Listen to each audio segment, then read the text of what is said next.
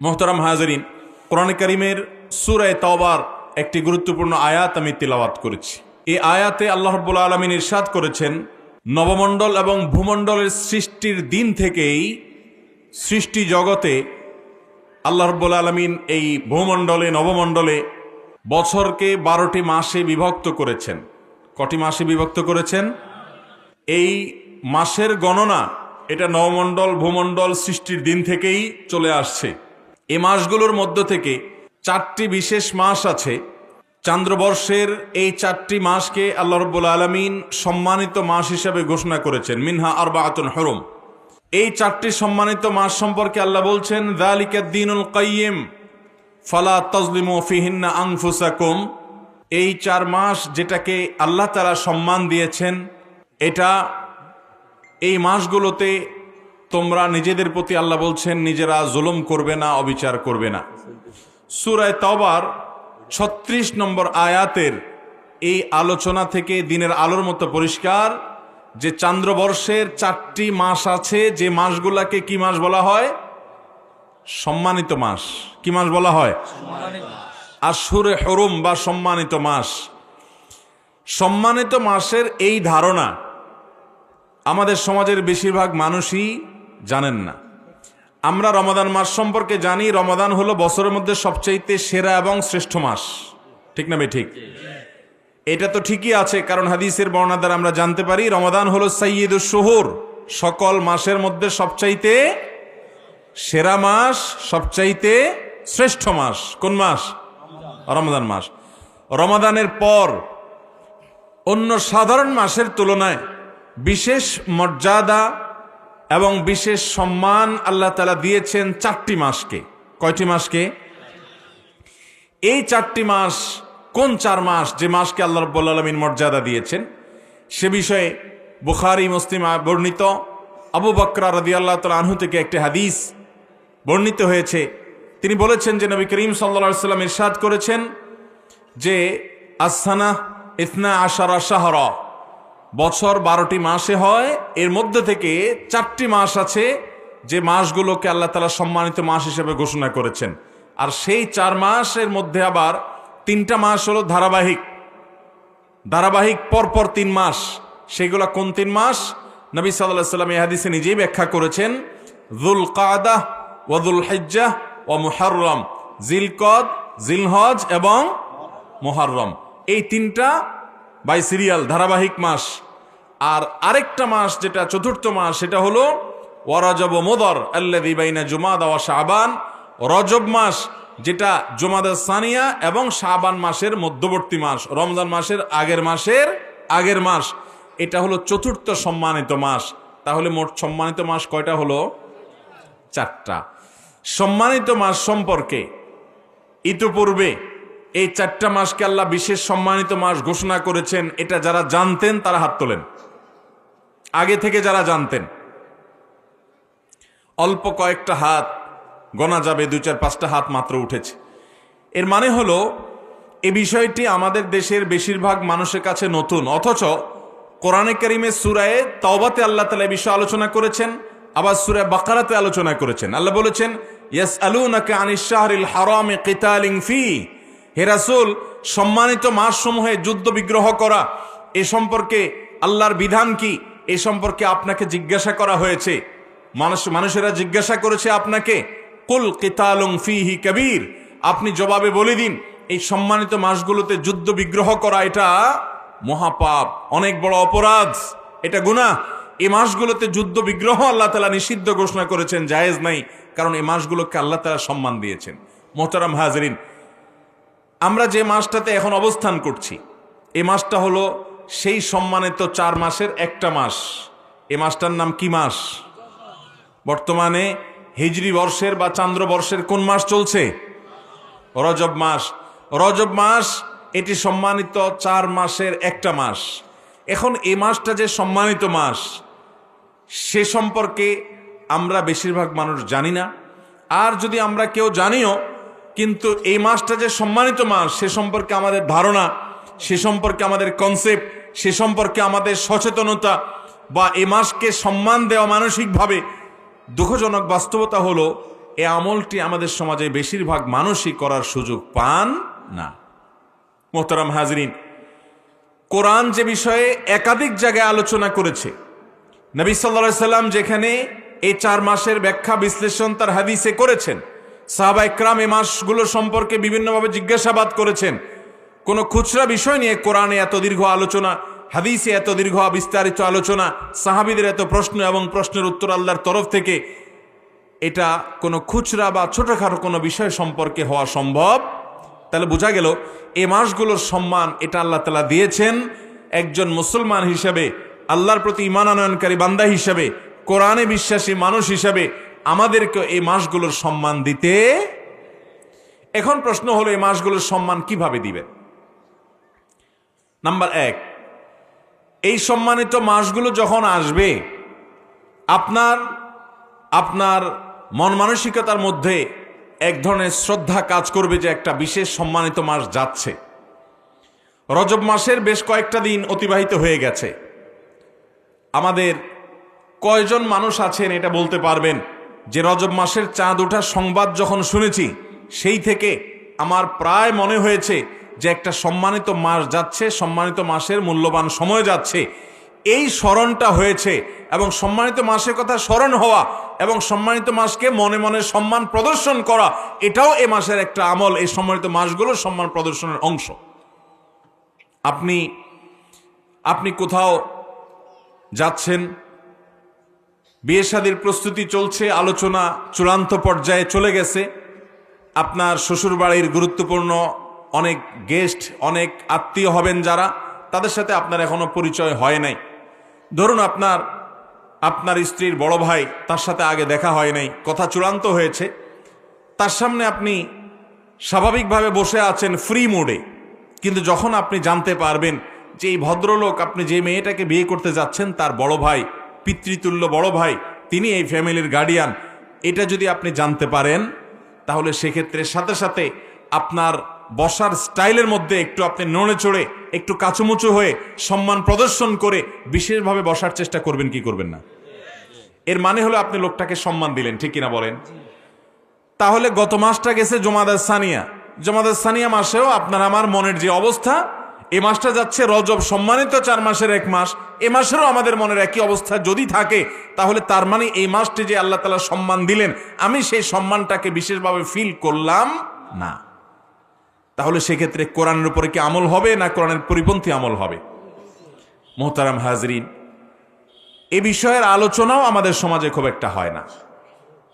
সম্মানিত মাস সম্পর্কিত ধারণা, এ মাসগুলো যখন আসে তখন এগুলো সম্পর্কে আমাদের করণীয় বর্জনীয়, এ মাসগুলো সম্পর্কে কোরআন হাদিসের আলোকে তাৎপর্য আলোচনা, এটা আমাদের সমাজে খুব একটা হয় না। এই জন্য এই রজব মাসের শুরুতে আমি আমার নিজের স্মরণের উদ্দেশ্যে আপনাদের সামনে আলোচনা করছি। এখন থেকে আসুন আমরা নিয়ত করে নেই, আমার জীবনের প্রতি বছর যখন রজব মাস আসবে, যখন জিলকদ, জিলহজ, মুহররম এই 3টা মাস অতিবাহিত হবে, এই সময়গুলোতে আমরা আল্লাহর দেওয়া সম্মানিত মাস যাচ্ছে এই কথা মাথায় রেখে এই মাসগুলোর প্রতি মনে মনে সম্মান প্রদর্শন করব, ইনশাআল্লাহ। মনে থাকবে তো? এবং এই মাসগুলো সম্পর্কে যাদের ধারণা নাই, আজকের এই মাহফিল শেষে সে সকল বন্ধুদের সাথে, সে সকল ভাইদের সাথে সম্মানিত মাসের এই কনসেপ্ট, যেটা কোরআন বর্ণিত, যেটা হাদিস বর্ণিত, যেটা বেশিরভাগ মানুষ জানে না, সেটা আমরা অন্যদের সঙ্গে শেয়ার করব। ঠিক আছে তো ইনশাআল্লাহ?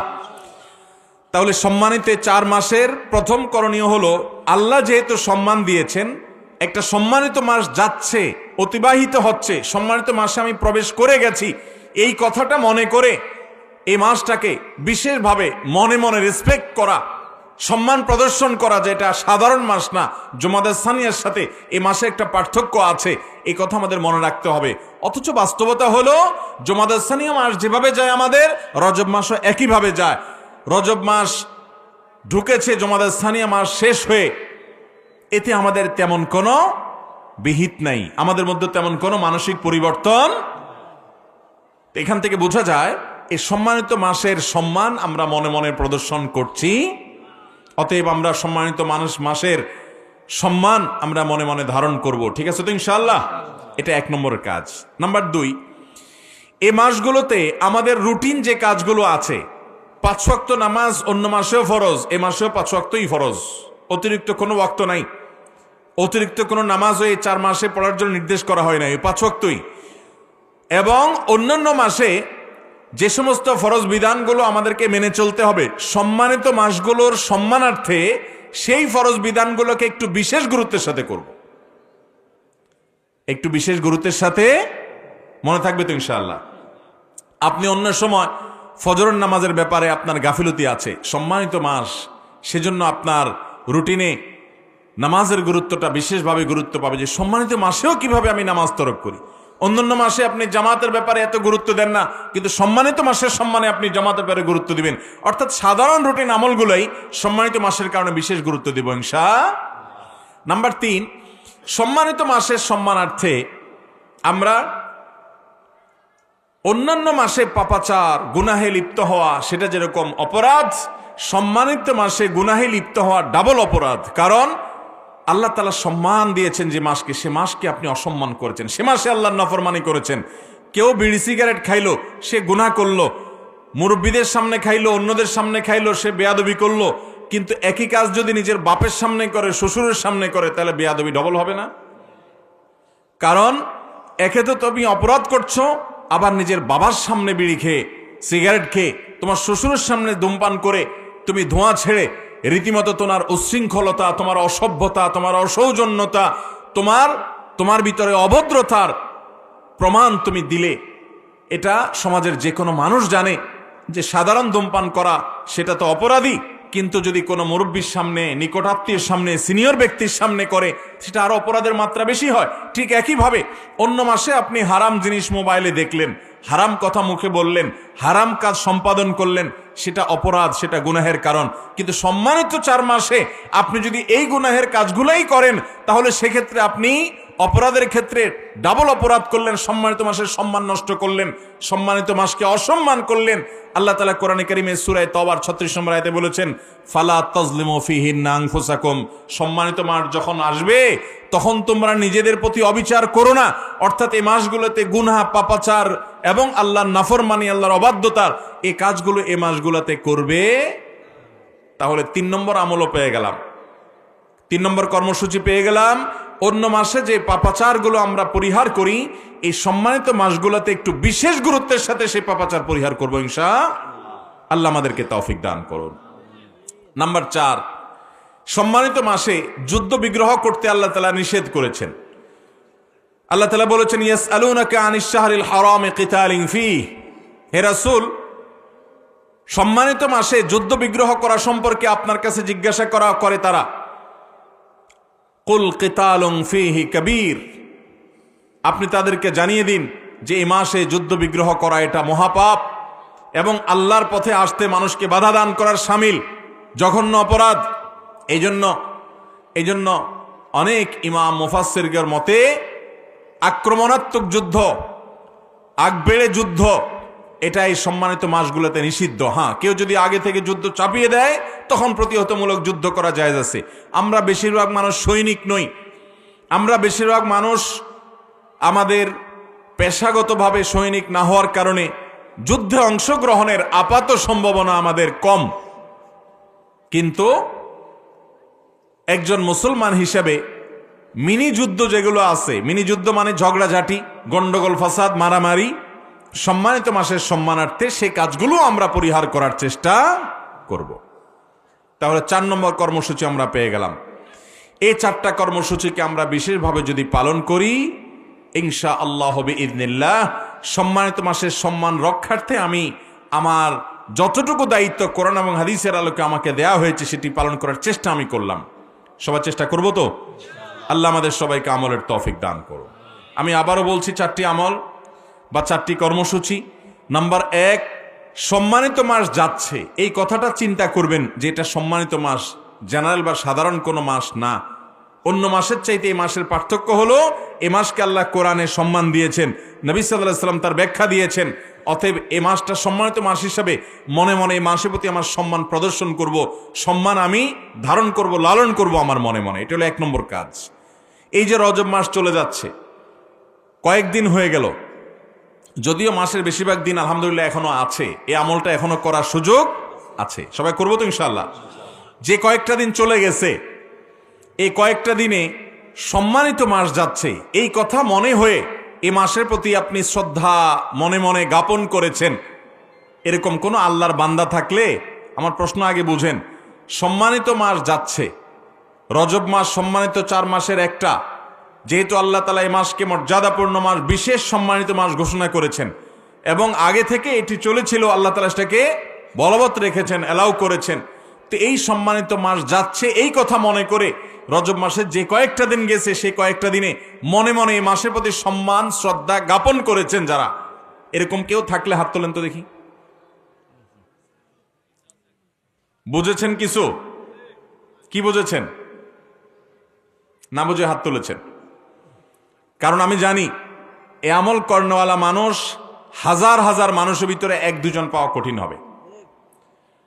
প্রথমত মানুষ জানেই না, আমাদের মধ্যে জানাশোনাই খুব কম। দ্বিতীয়ত আমরা যারা জানি তাদের মধ্যে আবার এই মাসকে সম্মানিত মাস যে যাচ্ছে সেই কনসেপ্টটা মাথায় উপস্থিতি হয় খুব কম। অর্থাৎ শুধু এটা আমি জানি, কেতাবে আছে জাস্ট এতটুকু, ওটার ফিলটা আমরা করি না। অতএব আজকে থেকে আমলটা করবো তো ইনশাআল্লাহ। সম্মানিত মাসের প্রতি মনে মনে সম্মান আমরা জ্ঞাপন করব, এক। দ্বিতীয়ত, অন্য সময় যে আমলগুলো আমি করি, সম্মানিত মাস দেখে সে আমলগুলোকে বিশেষ গুরুত্বের সাথে করব। ফরজ নামাজগুলোকে আরো বিশেষ গুরুত্বের সাথে করব, কারণ সম্মানিত মাস যাচ্ছে। আর তৃতীয়ত, অন্য সময় যে সমস্ত গুনাহের কাজ করেন, সম্মানিত মাসের সম্মানের সেই গুনাহের কাজগুলো ছেড়ে দিবেন। ছাড়তে না পারলে অন্তত আগায় আসবেন, খারাপ থেকে ভালোর দিকে আসবেন, যেহেতু সম্মানিত মাস যাচ্ছে। আল্লাহ তাআলা স্পেশালি নিষেধ করেছেন যে সম্মানিত মাসগুলোতে নিজের পায়ে নিজে কুড়াল মেরো না, পাপাচার করো না। এটা সম্মানিত মাসের অসম্মান করার কারণে অন্য সময় একই গুনাহ করার চাইতে এই সময় গুনাহ করলে তার মাত্রা, ভয়াবহতা, শাস্তি বেশি হবে। বিধায় আমরা এই মাসগুলোতে পাপাচার এবং গুনাহ থেকে বেঁচে থাকার চেষ্টা করব। 4 নম্বর কর্মসূচি হলো, এই মাসগুলোতে যুদ্ধ বিগ্রহ করা যাবে না। তো আমরা যুদ্ধ বিগ্রহ করার মতো সিচুয়েশন আমাদের জীবনে আসে খুব কম, বা আসে না বললেই চলে, সৈনিক নয় বেশিরভাগ মানুষ। অতএব আমরা মিনি যুদ্ধ, ঝগড়া ঝাঁটি, গন্ডগোল, ফাসাদ যথাসম্ভব এগুলো অন্য সময় পরিহার করব। সম্মানিত মাসের সম্মানে এগুলো আমরা যথাসম্ভব পরিহার করে চলব, চেষ্টা করব তো ইনশাআল্লাহ। আল্লাহ তাআলা আমাদের সবাইকে সম্মানিত মাসের এই ধারণা, এটা আমাদের ভেতরে ধারণ করা, জীবনের তরে এটাকে মাথায় গেঁথে নেওয়া এবং কর্মসূচিগুলো পালন করা, অন্যদের মাঝে এই সম্মানিত মাসের কনসেপ্টের দাওয়াতকে পৌঁছে দেওয়ার তৌফিক দান করুন। সবাই চেষ্টা করবো তো ইনশাআল্লাহ। সম্মানিত 4 মাস মুখস্থ রাখা অনেক সহজ। জিলকদ, জিলহজ, মুহররম, সিরিয়াল বাই 3টা। আর চতুর্থটা কোনটা? রজব মাস। বাস। আল্লাহ তাআলা আমাদের সবাইকে এ মাসের সম্মান রক্ষা করা এবং সমাজ থেকে বিলুপ্ত হয়ে যাওয়া একটা গুরুত্বপূর্ণ ধারণা কোরআনের ইলম, এটাকে আল্লাহ তাআলা সমাজে প্রতিষ্ঠিত করা, প্রচার করা এবং এটার ধারণা আমাদের মাঝে পুনর্জীবিত করার তৌফিক দান।